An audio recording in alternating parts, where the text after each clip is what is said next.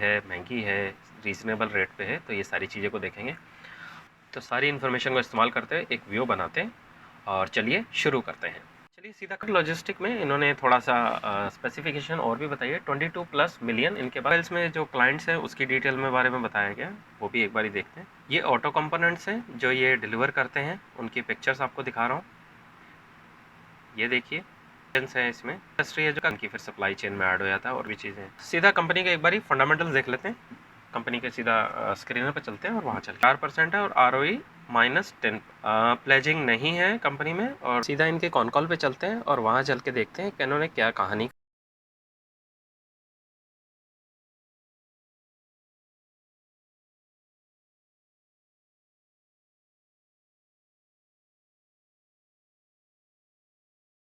नमस्ते दोस्तों, मेरा नाम है राज और आप देख रहे हैं मेरा यूट्यूब चैनल स्लो लर्नर। आज का वीडियो एक कंपनी एनालिसिस वीडियो है। कंपनी का नाम है महिंद्रा लॉजिस्टिक, जिसके बारे में आज हम एनालिसिस करेंगे। इस वीडियो को 4 हिस्सों में एनालाइज करेंगे। पहला हिस्सा होगा जिसमें कंपनी का बिजनेस मॉडल, कंपनी करती क्या है, उसको समझने की कोशिश करेंगे। दूसरे हिस्से में इसके फंडामेंटल्स देखेंगे। उसके बाद इसके वैल्यूएशंस, क्या कंपनी सस्ती है, महंगी है, रीज़नेबल रेट पे है, तो ये सारी चीज़ें को देखेंगे। और लास्ट में इसका टेक्निकल एनालिसिस कर लेंगे चार्ट पे, जो कि चार्ट पे देखेंगे और चार्ट कैसा लग रहा है। इन सारी इन्फॉर्मेशन को लेके एक व्यू बनाने की कोशिश करेंगे।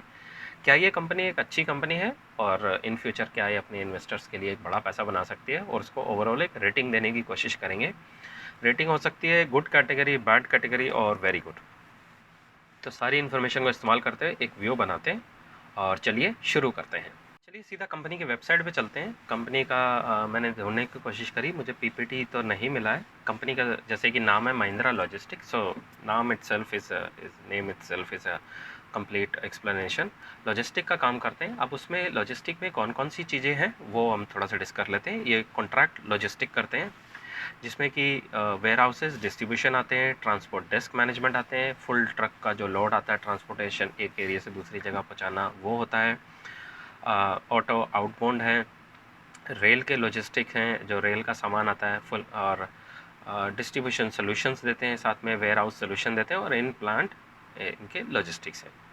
अब क्रॉस बॉर्डर लॉजिस्टिक आता है, उसमें कि एयर फ्रेट यानी कि जो जहाज़ से जाता है, ओशन फ्रेट जो समुंदर से जाता है, चार्टर सोल्यूशन जो छोटे प्लेन्स रहते हैं उनमें इमीडिएटली भर के भेज देते हैं, प्रोजेक्ट कार्गो है, और LCA सोल्यूशन। B2B में ये अली एक्सप्रेस और सरफेस एक्सप्रेस है, उनके साथ ये डील करते हैं। लास्ट माइल डिलीवरी, इसमें माइक्रो फुलफिलमेंट सेंटर है। सब सेम डे डिलीवरी, जो कि सेम डे आपको मिल जाता है। और सस्टेनेबल लास्ट माइल डिलीवरी है। और लास्ट में है इनका मोबिलिटी सोल्यूशन। मोबिलिटी सोल्यूशन में क्या है, एयरपोर्ट सर्विसेज देते हैं, एंटरप्राइज ट्रांसपोर्ट मैनेजमेंट है, आउट स्टेशन रेंटल है, इंटीग्रेटेड ऑफरिंग है, और इलेक्ट्रिक फ्लीट इनकी मोबिलिटी, यानी कि जो आपको एक जगह से दूसरी जगह ट्रांसपोर्टेशन में मदद करती हैं।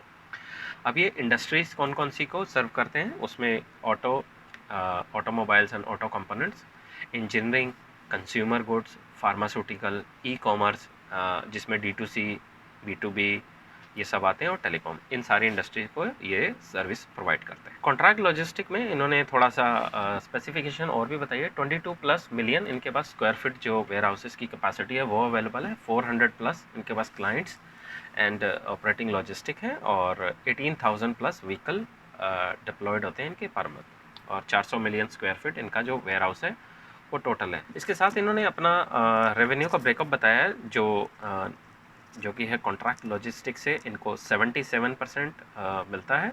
B2B से इनको 5.8, क्रॉस बॉर्डर जो दूसरी कंट्रीज़ में ये भेजते हैं 5.05, और लास्ट माइल जो डिलीवरी है उसमें 6.45, और जो मोबिलिटी है लास्ट उसमें 5.23% से इनको ओवरऑल रेवेन्यू मिलता है। अब इनके जो ऑटोमोबाइल्स में जो क्लाइंट्स हैं उसकी डिटेल में बारे में बताया गया, वो भी एक बार ही देखते हैं। ये ऑटो कंपोनेंट्स हैं जो ये डिलीवर करते हैं, उनकी पिक्चर्स आपको दिखा रहा हूँ। ये देखिए, यहाँ पे भी देखिए। इसके बाद अगले नेक्स्ट स्लाइड में चलते हैं। इंजीनियरिंग में ये कौन कौन सी सर्विसेज दे रहे हैं। ये पार्ट्स को डिलीवर करते हैं एक एरिया से दूसरे में। ये देखिए, इंजन्स हैं इसमें, और आप देखिए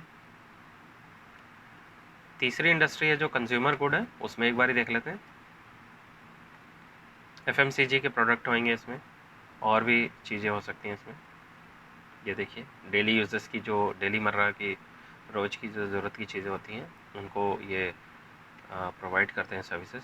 फार्मास्यूटिकल में I am sure medicine, equipment, कुछ ऐसी चीज़ें होनी चाहिए। हाँ, मेडिसिन है, इक्विपमेंट्स हैं, लोशंस हैं। तो मेन इनका क्योंकि लॉजिस्टिक का काम है, तो ये वो दिखाना चाहते हैं ये सर्विस क्या देते हैं। सामान तो वो जो भी उनको देंगे सामान डिलीवर करने के लिए एक जगह से दूसरी जगह ही मूव कर देंगे। D2C में देखिए ये सामान है, इसकी कुछ पिक्चर्स हैं, ऐसे इसको ये अरेंज करते हैं और ये इनकी फिर सप्लाई चेन में ऐड हो जाता है। और इसको डिजिटल टेलीकॉम में भी एक बार देख लेते हैं। वेयर हाउसेस हैं, उनके सामान है जो उसका ट्रांसपोर्टेशन, टावर स्पेसिफिक जो इक्विपमेंट, प्रोडक्ट, सर्विसेज, जो भी चीज़ें। सीधा कंपनी के एक बार फंडामेंटल्स देख लेते हैं। कंपनी के सीधा स्क्रीनर पर चलते हैं और वहाँ चल के एक बार इसके फंडामेंटल्स देखते हैं। कंपनी की जो आज की डेट में मार्केट कैपिटलाइजेशन है, मार्केट कैप है, वो 1800 करोड़ है, जो कि एक स्मॉल कैप है। इंडस्ट्री का पी इनका 24 है और कंपनी का पी अभी कुछ नहीं दिखा रहा है, तो शायद ये एक लॉस मेकिंग बिजनेस हो सकता है। आगे जाके देखेंगे क्या है। प्राइस टू बुक 4 है, सेल्स ग्रोथ अराउंड 19 है, ऑपरेटिंग प्रॉफिट मार्जिन 4% है और ROE -10। प्लेजिंग नहीं है कंपनी में और स्टॉक डाउन ट्रेंड में है।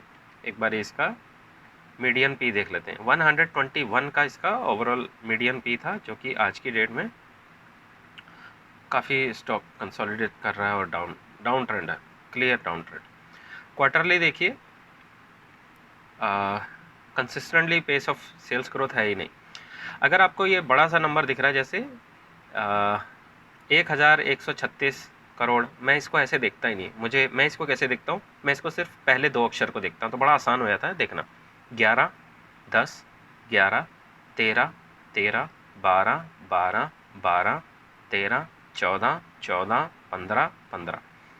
तो क्वार्टरली सेल्स ग्रोथ नहीं है, ये देखिए फ्लैट है लगभग और कंसिस्टेंट भी नहीं है। पेस ऑफ सेल्स ग्रोथ गिरा है। यहाँ से देखिए आप सितंबर से भी अगर काउंट करें 13 13 14 14 15 15, तो लगभग वहीं घूम रहा है। और इन्होंने यहाँ पे कितनी सेल्स ग्रोथ बताई, 20% की। और यहाँ पे इनकी क्वार्टरली जो सेल्स ग्रोथ आ रही है वो कुछ खास नहीं आ रही है, 2%, 5%, 14, 9, 11, 4। चलिए आगे चलते हैं। नेट प्रॉफिट माइनस में है, तो कंपनी लॉस मेकिंग है, अभी बिजनेस में प्रॉफिट नहीं बना पा रही। ऑपरेटिंग प्रॉफिट मार्जिन वही वो 4 से 6%, क्योंकि ये सर्विस वॉल्यूम प्ले का गेम है सारा। जितने ज़्यादा डिलीवरीज करोगे उतना ज़्यादा कमाओगे बस। तो शायद इस वजह से अभी ये बिट्टा मार्जिन पे मुझे लगता है शायद प्रॉफिट में होंगे और नेट प्रॉफिट में शायद लॉस में। आगे चल के देखते हैं। 38, 34, 32, 41, 51, 55, लगभग 60। यहाँ थोड़ा सा ठीक लग रहा है, ईयर ऑन ईयर बेसिस पे देखते हैं। पेस ऑफ सेल्स ग्रोथ गिर गया और ईयर ऑन ईयर बेसिस पे भी प्रॉफिट नेगेटिव में चले गए। एबिटा लेवल पे अभी पॉजिटिव थे, लेकिन वहाँ पे भी नेगेटिव चले गए। डेप्रिसिएशन कॉस्ट बढ़ी है काफ़ी, जिसकी वजह से नेट प्रॉफिट इनके नेगेटिव में चले। रिजर्व से ज़्यादा बोरोविंग है, ये एक आपको देखना पड़ेगा कॉन कॉल में कि क्यों बढ़ा रहे हैं। क्या ये ग्रोथ कर रहे हैं, कैपिटल एक्सपेंडिचर कर रहे हैं, कहाँ इसका पैसा जा रहा है, जिसकी वजह से देखना पड़ेगा। प्रमोटर होल्डिंग 58.3 स्टेबल है, पब्लिक की होल्डिंग बढ़ी है। और FIIs कंप्लीट एग्जिट तो नहीं, काफ़ी हद तक एग्जिट कर चुके हैं और DIIs ने बढ़ाया। प्रमोटर होल्डिंग और शेयर होल्डिंग पैटर्न के हिसाब से ठीक लग रही है थोड़ी कंपनी। सीधा इनके कॉन कॉल पे चलते हैं और वहाँ चल के देखते हैं कि इन्होंने क्या कहानी करी है। हाई कॉस्ट इन्वायरमेंट, बेसिकली इन्होंने अपनी कॉन कॉल में रोना धोना शुरू में चालू कर दिया है कि इकॉनमी का जो रिवाइवल है वो अभी होने में टाइम लग रहा है और जो इकॉनमी की जो कंजम्पशन की डिमांड है वो म्यूटेड नंबर आ रहे हैं, वीक दिखा रहे हैं अभी। और जो इकॉनमी को स्ट्रॉन्ग करने वाले ड्राइवर्स हैं अभी उसमें कमी है, फ्यूल के प्राइसेस बढ़ गए हैं, इंटरेस्ट रेट्स ऊपर हैं, अभी हाई पे हैं, और जिसकी वजह से लॉजिस्टिक में जो टोल्स के प्राइसेस हैं वो ज़्यादा, जिसकी वजह से लॉजिस्टिक में अभी इनको नेट प्रॉफिट होने में दिक्कत आ रही है।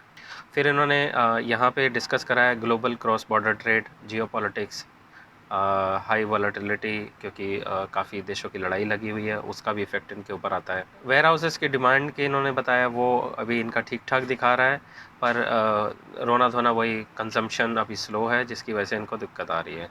थोड़ा सा इन्होंने ई कॉमर्स के बारे में बताया कि ई कॉमर्स जो है वो अभी ठीक ठाक काम कर रहे हैं, और जो नए नए ई कॉमर्स की इंडस्ट्री एसएमईज में आ रही हैं। क्वार्टर थ्री के बारे में इन्होंने यहाँ पे बताया कि जैसे क्वार्टर थ्री आपको पता है जनरली ये सीज़न फेस्टिवल सीज़न रहता है, तो उसमें भी जो काफ़ी छुट्टियाँ आती हैं, जिसकी वजह से इनका जो बिज़नेस है थोड़ा इफेक्ट हो रहा है। ऑटोमोटिव के बारे में इन्होंने बताया कि जैसे कि ओवरऑल आपको पता होगा कि ऑटोमोबाइल इंडस्ट्री थोड़ा सा भी डाउन ट्रेंड में चल रही है, उसकी वजह से भी इनके ऑर्डर्स पे थोड़ा इफेक्ट आ रहा है। Q3 जो क्वार्टर है उसके बारे में फिर से इन्होंने बताया कि ये जनरली साल का वो वाला हिस्सा होता है जिसमें कि डिमांड थोड़ी कम हो जाती हैं, फेस्टिवल आते हैं, और उसके बाद शायद कुछ चेंज हो सकता है। डिमांड जो अर्बन एरिया में है वो उन्होंने बताया कि रूरल में और अर्बन एरिया में म्यूटेड है। मार्केट जो है अभी थोड़े से साइन दिखा रही है रिकवरी के, यहाँ पे इन्होंने मेंशन करा। एयर कंडीशनर इंडस्ट्री के बारे में इन्होंने बताया कि उसके रिजल्ट्स अच्छे आ रहे हैं, क्योंकि गर्मी बहुत हो रही है और उससे उसकी काफ़ी ज़्यादा डिमांड है, जिसकी वजह से इनको काफ़ी जो काम है वो मिल रहा है, इनके वाइट गुड्स जिसको हम बोलते हैं। मुझे इनकी कॉन कॉल में कुछ खास मैं नहीं निकाल पाया, आप एक बार इनकी कॉन कॉल पढ़ा, पर मैं ज़्यादा नहीं समझ पा रहा हूँ, तो ज़्यादा न्यूज़ आपके लिए नहीं निकाल पाऊँगा इससे। सीधा एक्सेल शीट पे चलते हैं अभी, और यहाँ पे देखते हैं कि क्या ओवरऑल इसका निकल सकता है रेटिंग। तो कंपनी का जो सेल्स ग्रोथ बताया है वो 19 का है। ग्रोथ ट्रेजेक्टरी और सेल्स ग्रोथ फ्लैट है, दोनों क्वार्टर ऑन क्वार्टर बेसिस पे फ्लैट है। ऑपरेटिंग प्रॉफिट मार्जिन 4% है। ROE -10 है। इंडस्ट्री का P24 है और प्राइस टू बुक 4 है। पी कंपनी का अवेलेबल नहीं है क्योंकि लॉस मेकिंग है, और पेग रेशियो नॉट अवेलेबल। निकाला जा सकता है, लेकिन पेग रेशियो यानी कि माइनस में है तो फ़ायदा नहीं है, निकलेगा नहीं। पहली बात तो निकाल सकते हैं ज़बरदस्ती करके। वैल्यूएशन मैंने इसको रेटिंग दी है कांट से, मतलब बैड है कैटेगरी में है, लेकिन मैं कुछ कह नहीं पा रहा उसके बारे में, क्योंकि लॉस मेकिंग बिजनेस है, और जो कॉन कॉल है उस वहाँ पे भी कुछ ऐसा डिस्कशन नहीं अभी पॉजिटिव दिख रहा कि आने वाले कुछ टाइम में ही, जैसे कि मैनेजमेंट गाइडेंस देती है कि हम अगले 2 क्वार्टर 3 क्वार्टर में पॉजिटिव एबिटा हो जाएंगे, फिर प्रॉफिट हो जाएगा, यहाँ में ग्रोथ दिख रही है। तो मैं नहीं समझ पाया, लेकिन आप कॉन कॉल को दोबारा से अच्छे पढ़िए, हो सकता है आपका कंप्रीहेंशन ज़्यादा अच्छा हो और आप कुछ उससे सेंस निकाल पाएँ। मैं नहीं निकाल पाया, आई एम सॉरी। फंडामेंटल्स मेरे अकॉर्डिंग अभी ख़राब हैं, लेकिन इन फ्यूचर हमें नहीं पता। कोई भी एक फ़िक्स व्यू मत बना लीजिए। आज की डेट में, आज की सिचुएशन के हिसाब से मैं इसको बैड रेटिंग दे रहा हूँ। अगर इनकी कल को सेल्स ग्रोथ आ जाती है, इनके प्रॉफिट मार्जिन बढ़ जाते हैं, और इनके प्रॉफिट जो मार्जिन बढ़ने के साथ पेस ऑफ सेल्स ग्रोथ आ जाती है, तो कल को यही फंडामेंटल्स अच्छे हो जाएंगे। चार्ट का ट्रेंड डाउन ट्रेंड है, जो कि नेगेटिव एक और साइन है, और ओवरऑल कैटेगरी इसको बैड कैटेगरी में मैंने रखा है। मेरा जो मेन रीज़न है, मेरी जो कॉमन सेंस, जो मेरी जो इन्फॉर्मेशन है उसके अकॉर्डिंग लॉस मेकिंग बिजनेस है और सेल्स ग्रोथ नहीं है। तो ये दोनों चीज़ें सबसे ज़्यादा नेगेटिव हैं मेरे लिए, जिस वजह से मैंने इसको इस कैटेगरी में रखा है। फ्रेंड्स, अगर आपको ये मेरा वीडियो अच्छा लगा तो लाइक शेयर सब्सक्राइब कर दीजिए। उससे होगा क्या, जब भी मेरा कभी वीडियो बनेगा तो आपको उसका नोटिफिकेशन मिल जाएगा। तो ये था मेरा आज का वीडियो। आई होप मेरे इस वीडियो से आपको काफ़ी मदद मिली होगी। मिलते हैं अगली वीडियो में, तब तक के लिए सीखते रहिए, खुश रहिए, इन्वेस्ट करते रहिए। Thank you.